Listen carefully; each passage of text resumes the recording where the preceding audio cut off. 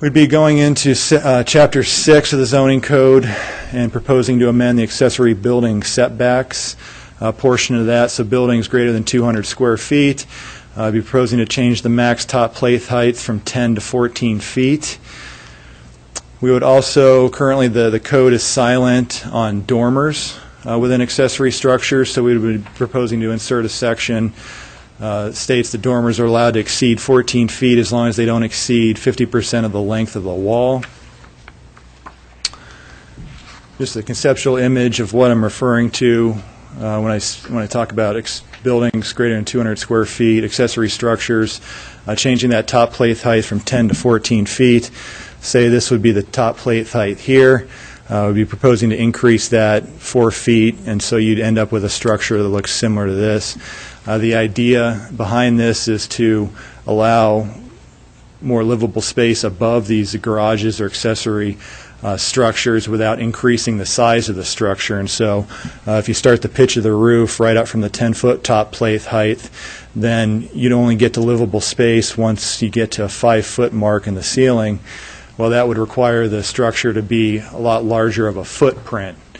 And so that is the reason for this proposed amendment.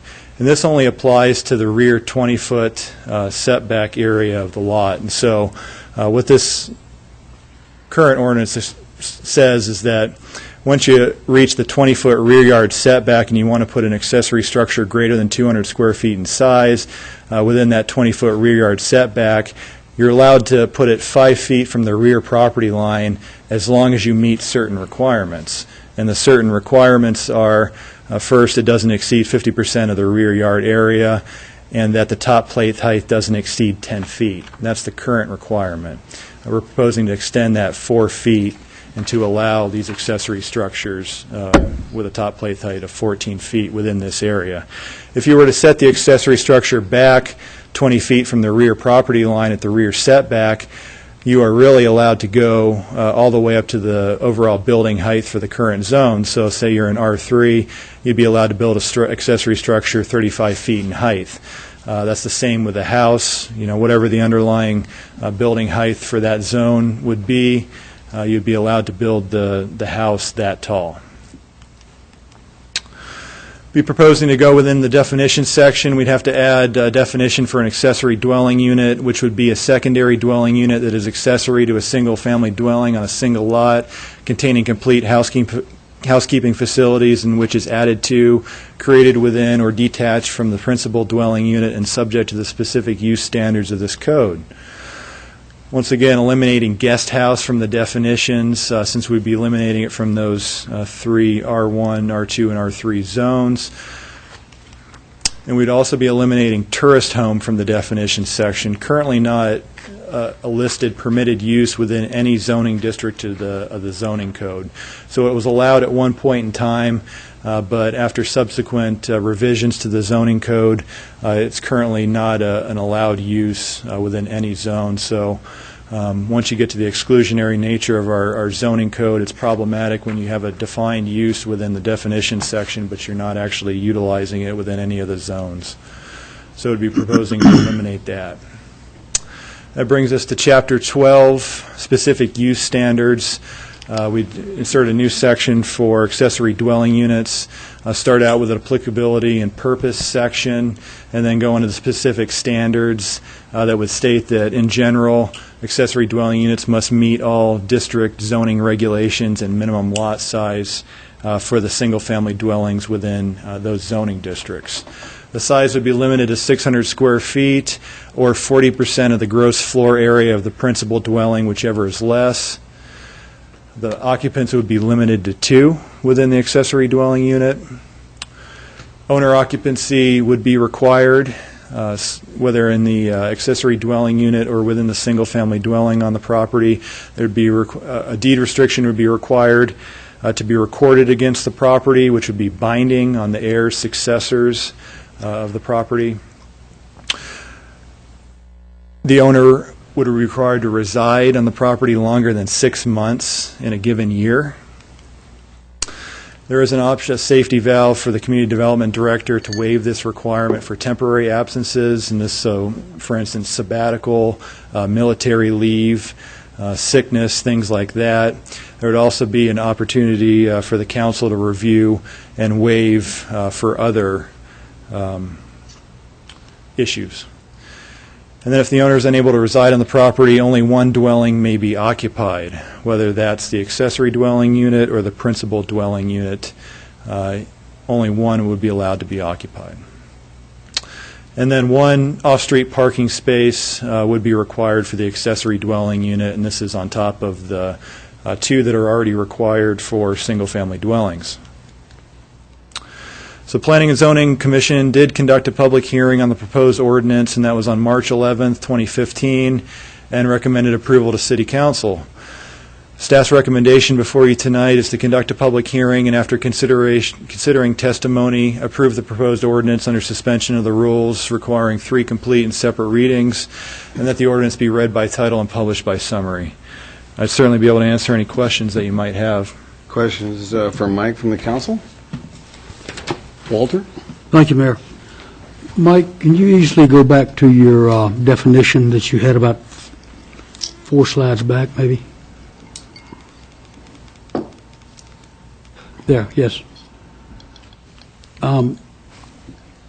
It speaks as about being accessory to a single-family dwelling on a single lot, and yet you're including R4 and R3 zones in this.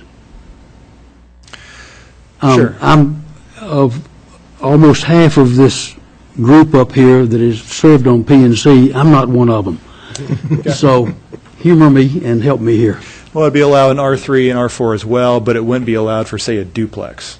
So say you already had a duplex on a single lot, you wouldn't be allowed to have an accessory dwelling unit on that lot. It's only for single-family dwellings within those zones.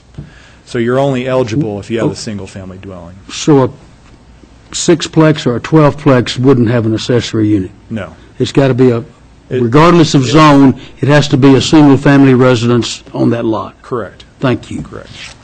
Okay. Other questions for Michael? The P&C people all knew that. Art?